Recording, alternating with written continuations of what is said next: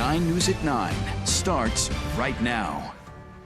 Thanks for joining us this evening. I'm Mark Salinger. I'm Kim Christensen. It's been 1 year since 13-year-old Alex Mickiewicz was hit and killed on his way to school. Tonight, friends and family remembered him and called for change. 9 News reporter Colton Chavez joins us live from Topher Park in Highlands Ranch, where a vigil for Alex just wrapped up. Hey, Colton. Hey, Mark and Kim. Yeah, as I watched people fill up this park tonight, Alex's mom says he loved so many, and the crowd tonight showed the community's continued love for him. It's a night to honor Alex Mickiewicz, but it's also a reminder of the past year. It was a tough year. Alex's mom, Victoria Cegelski, says her life was forever changed when her son was hit and killed by a car while crossing the street to school. My life ended on March 6th last year. This is my existence. I'm serving a life sentence of misery. Investigators say Alex was in the crosswalk and he waited until he got the signal to cross the street. They say that's when 52-year-old Ruben Morones ran the light.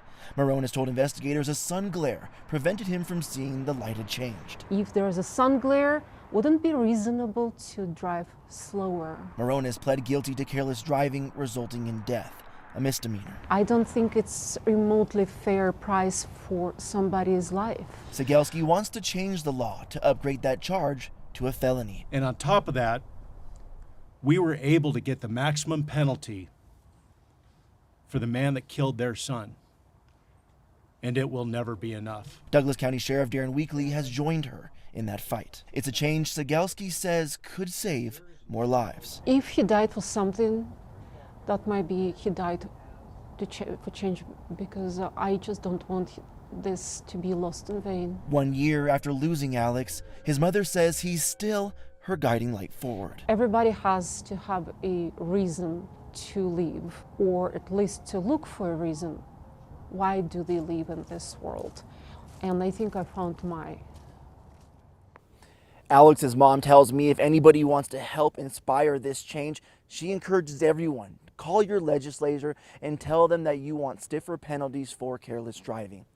Live in Highlands Ranch tonight, Colton Chavez, 9 News. A 15-year-old boy is now facing serious charges, including attempted murder. The Douglas County Sheriff's Office says he brought an explosive device in his backpack to Ponderosa High School. This happened Tuesday morning. In a note to families today, the principal said the school was evacuated. Deputies found an improvised explosive device, determined there was no longer a threat, and then allowed students and staff to go back inside. The Sheriff's Office says the 15-year-old boy is now being held without bond, and they're recommending charges to the District Attorney's Office. Both the Sheriff's Office and principal thank the people who used the Safe to Tell tip line to report the boy. Safe to Tell data from this school year shows school safety concerns are the third most common reports, with over 1,500. There have also been nearly 890 threats. So far, over 96% of all Safe to Tell reports are considered valid. Now to a live look outside over Coors Field in downtown Denver. A cold front is moving through the area tonight, bringing colder winds and cooler air. You can kind of see some of those clouds hanging above downtown right now. Some areas may even see some light precipitation. The mountains, totally different story up in the high country. This is a live look from Crested Butte tonight. They're getting hammered with snow as we speak. Winter storm warnings and weather advisories are in effect for parts of the high country, with some places projected to get nearly 2 feet of snow. Kathy Sabin, we've enjoyed these last couple days of beautiful weather down here in the city. It's getting colder now. It is. This is a pretty big system that is sitting and just kind of spinning over northwestern Colorado, bringing in several waves of snow to the higher terrain. Temperatures ahead of it on southwesterly winds were fairly mild today. Low 50s in Denver, but 70s on the map in southern Colorado, where it's still 50. But the front is moving in. We've dropped to 36 in the city and in Fort Collins. Even cooler air will settle in, and the winds are really picking up over elevated terrain. So areas of blowing snow will be a problem for travelers tonight. tonight and tomorrow. Some light passing rain showers for Denver. They're now tracking on that I-76 corridor out toward Fort Morgan and Sterling. And we may see occasional rain showers mixing with snow overnight tonight. And then this will be the trend for much of the day tomorrow. Heavy snow and difficult travel in the mountains with the winter storm warning out through 11 o'clock tomorrow night. The next 12 hours for Denver, we'll have a little rain, we'll have a little snow, not super cold, but eventually the snow will settle into Denver. How much to expect on Friday? We'll cover all of that just ahead. Kathy, thank you. Tonight, veterans are growing concerned about cuts to the Veterans Administration. The department is planning to cut tens of thousands of jobs to fall in line with the Trump administration. 9 News reporter Rhea Shaw is outside the VA Denver regional office. And Rhea, vets are worried these cuts could impact services.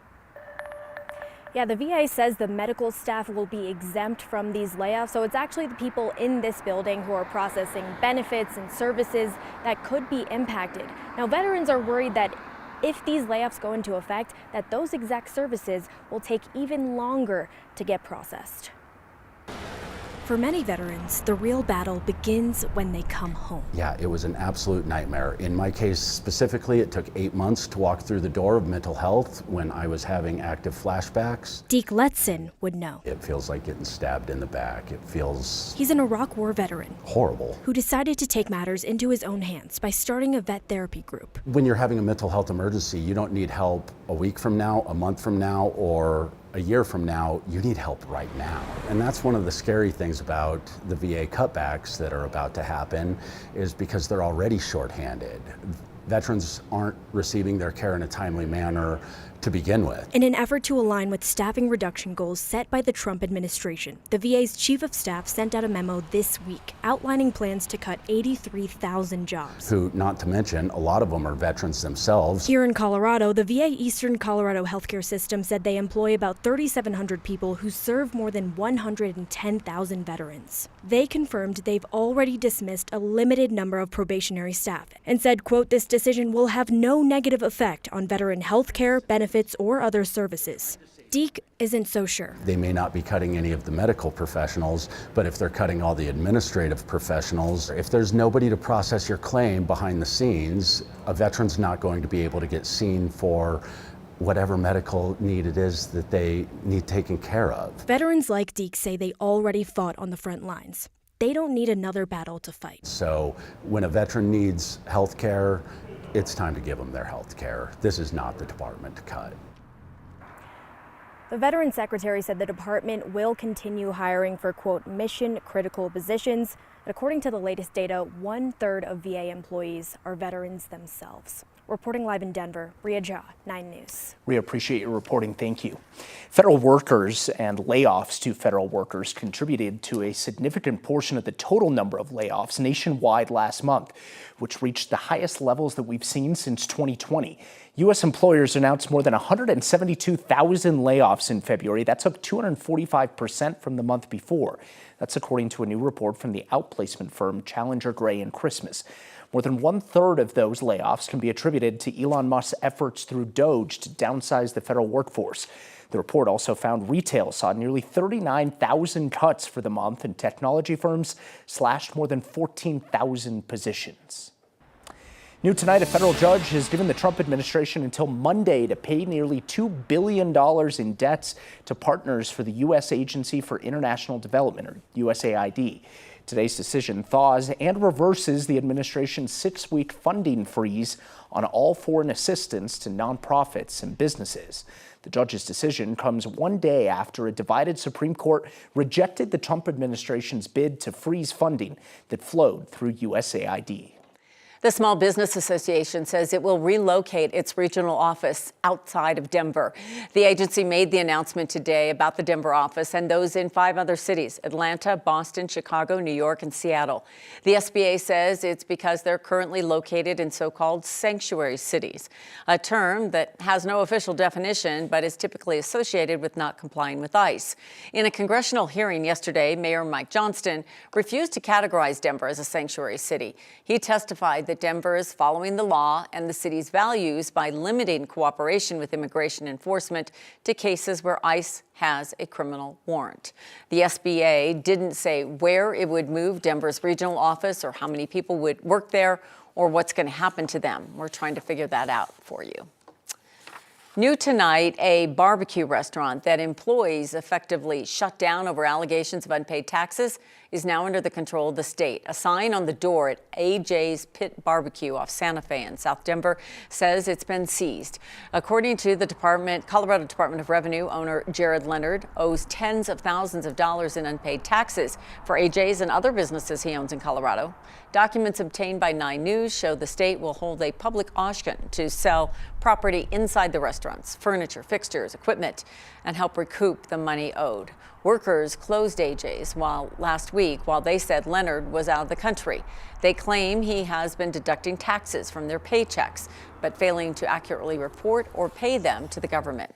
We reached out to Leonard today requesting an interview. He declined, saying he is working directly with the Colorado Department of Revenue related to the closure.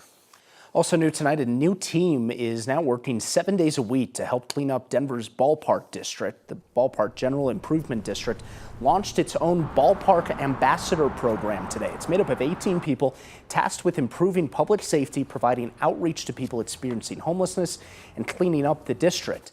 Now, the Ballpark GID was formed in November after property owners and residents there voted to tax themselves to focus on issues in the area. They expect to rake in at least $1.3 million in their first year. Looking ahead, Denver Restaurant Week returns tomorrow. The annual 10-day event puts a spotlight on the city's foodie scene. Over the last 21 years, Denver Restaurant Week has grown from 83 restaurants to more than 250. Participating restaurants will price multi-course meals at $25, $35, $45, or $55. You can make reservations and see the menu specials online. Denver Restaurant Week kicks off tomorrow, runs through March 16.